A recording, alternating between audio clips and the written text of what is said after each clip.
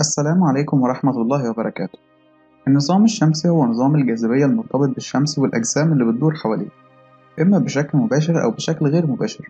أكبر الأجسام دي هي الكواكب التمانية والباقي هي أجسام أصغر. تعالوا نعرف أكتر عن مجموعتنا الشمسية، بس لو أول مرة تشوفونا ما تنسوش تدوسوا لايك وتشتركوا في القناة عشان توصلكم فيديوهاتنا أول بأول. ويلا بينا نبدأ.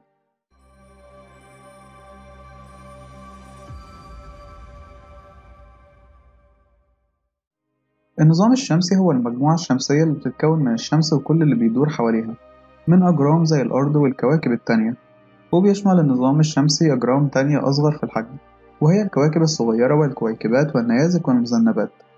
ضيف ليهم سحابة رقيقة من الغاز والغبار بتتسمى بالوسط بين الكوكبين، وبتدور هي كمان حوالين الشمس بس بشكل غير مباشر. كمان في توابع للكواكب بتتسمى الأقمار الطبيعية، واللي بيوصل عددها لأكتر من 150 قمر معروفين في النظام الشمسي، ومعظمها بتدور حوالين الكواكب العملاقة الغازية.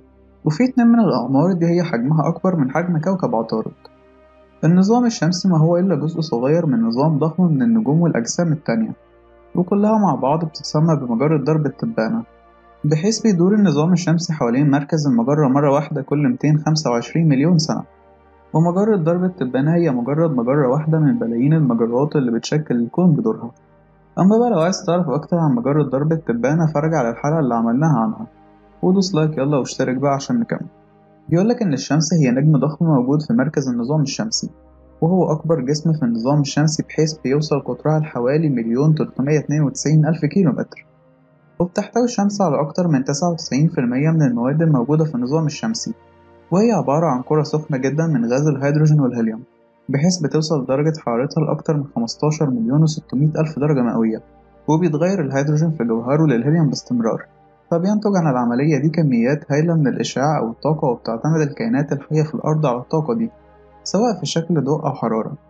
وبتطلق الغازات اللي بتحيط بالشمس تيارات من الجزيئات الصغيرة بتتسمى الرياح الشمسية، بحيث بتتدفق للخارج عبر النظام الشمسي. والرياح الشمسية هي اللي بتسبب الشفق أو عرض الضوء الملون في سماء الليل في أجزائه من الأرض. وبيسمى الشفق في النص الشمالي أو الجنوبي من الكرة الأرضية بالشفق القطبي.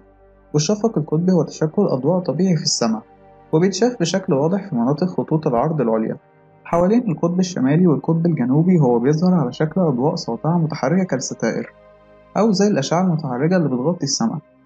لما نتكلم عن الكواكب هنلاقيها أكبر الأجسام في النظام الشمسي بعد الشمس، وترتيب الكواكب دي من الأقرب للشمس هي عطارد والزهرة والأرض والمريخ والمشتري وزحل وأورانوس ونبتون. وبيدور معظمهم حوالين الشمس في مسارات على شكل دوائر، ومعظم الكواكب ليها قمر واحد على الأقل، بس هي بتختلف بشكل كبير في الحجم ودرجة الحرارة والتكوين. وقام العلماء بتسمية بلوتو الكوكب التاسع، لكن في سنة 2006 قرر العلماء إن العديد من الأجسام في النظام الشمسي بما فيهم بلوتو يجب إنها تتسمى الكواكب القزمة. وبتدور ملايين القطع الصغيرة من المعادن والصخور اللي بتسمى الكويكبات حوالين الشمس. وتم العثور على معظم الكويكبات في حلقة بين المريخ والمشتري، بحيث يعتقدوا إنها حطام أو أجزاء من المواد اللي سابتها وراها الاصطدامات بين الأجسام التانية في النظام الشمسي. وبيوصل قطر أكبر للكويكبات مئات الأميال، لكن معظمها أصغر بكتير. وبتسقط الكويكبات الصغيرة بانتظام على الأرض، أو بتتحرق في السماء على شكل نيازك متوهجة. نروح نشوف المذنبات هنلاقيها قطع صغيرة من المخلفات الترابية والجليد، بحيث بيدور المليارات منها حوالين الشمس في مسارات طويلة جدا بأشكال بيضاوية. ولما تكون أقرب للشمس بيتسبب انعكاس شعاع الشمس في توهجها. ومعظم المذنبات صغيرة جدا أو بعيدة جدا بحيث ما نقدرش نشوفها من الأرض، وهي موجودة في جزئين بس من النظام الشمسي الخارجي، وهما حزام كايبر وسحابة أورت. بتتكون العديد من المذنبات من اصطدام الكويكبات اللي بتدور حوالين الشمس بين مسارات المريخ والمشتري في منطقة بتتسمى بحزام الكويكبات. ولما تصطدم الكويكبات ببعضها البعض فبتنتج حطام متفتت وهي النيازك. وهنا ممكن لقوة تصادم الكواكب إنها ترمي حطام النيزك، وأحيانا الكويكبات نفسها بره مدارها المعتاد، وده يمكن يحط النيازك في مسار تصادم مع كوكب أو قمر. وبيقع حزام كايبر ورا نبتون، وهو عبارة عن حلقة مسطحة من ملايين الأجسام الصغيرة الجليدية. وبتدور الأجسام دي حوالين الشمس على مسافة كبيرة جدا بتتراوح من 30 ل 50 مرة من بعد الشمس عن الأرض. وموجود في الأطراف الخارجية للنظام الشمسي سحابة أورت، وهي سحابة ضخمة من الأجسام الصغيرة الجليدية التي لا تعد ولا تحصى. وبتحيط سحابة أورت بباقي النظام الشمسي. طب إزاي بقى تشكل النظام الشمسي؟ أنا هقولك، بس لو لسه مشتركتش في القناة اشترك يلا، ودوس لايك عشان نكمل. اتشكل النظام الشمسي من حوالي 4.7 مليار سنة، وممكن تكون بدأت كسحابة كبيرة من الغاز والغبار. وبيعتقد العلماء إن قوة الجاذبية سحبت أجزاء من السحابة معا في كتل، وتم ضغط الكتل الكبيرة معا بإحكام لدرجة إنها أصبحت شديدة الحرارة، وأصبحت الكتلة دي في النهاية الشمس. وعلى مدار السنين أصبحت الكتل التانية هي الكواكب، بحيث دفعت جاذبية الشمس القوية الكواكب في النهاية لمداراتها.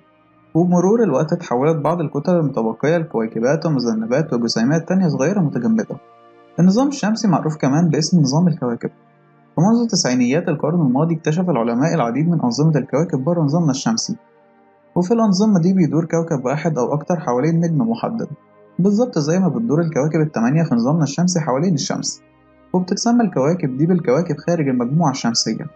ومع ذلك فإن العثور على أنظمة كوكبية تانية مش بالأمر السهل، لأن الكواكب بره المجموعة الشمسية بتبدو أكتر قتامة من النجوم اللي بتدور حواليها. ونظرا لأن مسابير الفضاء بتسافر بعيد عن الأرض، فمن المرجح أن يتم اكتشاف المزيد من الكواكب بره المجموعة الشمسية. وإحنا عملنا حلقة عن أغرب الكواكب الموجودة في الكون، فروح شوفها وتعالى نكمل يلا. لما نيجي نتكلم عن الطقس في الفضاء، فهو بيكون الظروف البيئية المتغيرة في الفضاء القريب من الأرض، بحيث ممكن تتفاعل المجالات المغناطيسية والإشعاعات والجسيمات اللي بتطلقها الشمس مع الغلاف الجوي العلوي للأرض، وكمان المجال المغناطيسي المحيط بيها.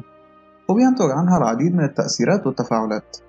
بينتج طقس الفضاء عن النشاط الشمسي اللي بيشكل ظروف متغيرة بشكل مستمر في الفضاء. وبتحرك الطاقة المغناطيسية نشاط الشمس، واللي بيرتبط بحدوث البقع الشمسية على سطح الأرض أو الغلاف الضوئي. والبقعة الشمسية هي عبارة عن بقعة مظلمة وباردة على سطح الشمس، ممكن إنها تتحرك وتتغير وتختفي بمرور الوقت. وبتظهر البقعة الشمسية بسبب النشاط الشمسي واللي بتحصل في مناطق ليها طاقة ونشاط مغناطيسي مكثف.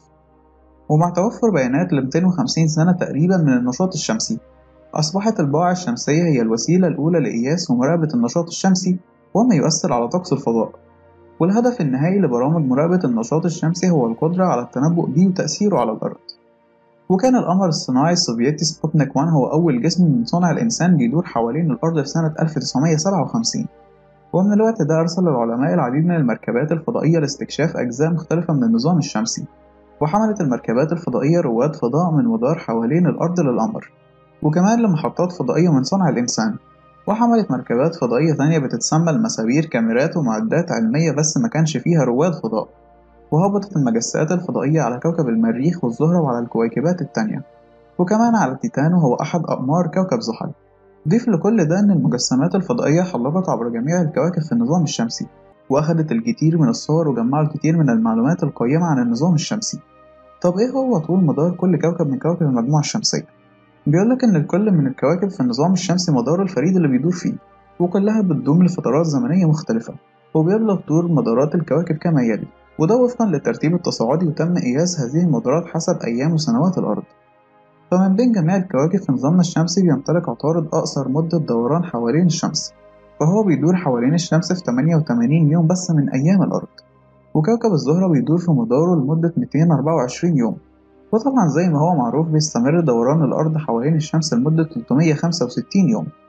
أما بقى المريخ فهو بيكمل دورته حوالين الشمس في 687 يوم، وبيعتبر بقى مدار المشتري قفزة كبيرة عن المدار اللي قبله، بحيث بيستمر دورانه حوالين الشمس لمدة 12 سنة تقريبا. وقفزة تانية في الزمن بحيث بيستمر دوران كوكب زحل لمدة 29 سنة. أما بقى دوران كوكب أورانوس فهو بيستمر لمدة 84 سنة كاملة. ونبتون بينضم للقائمة دي في مدة دوران ب164 سنة.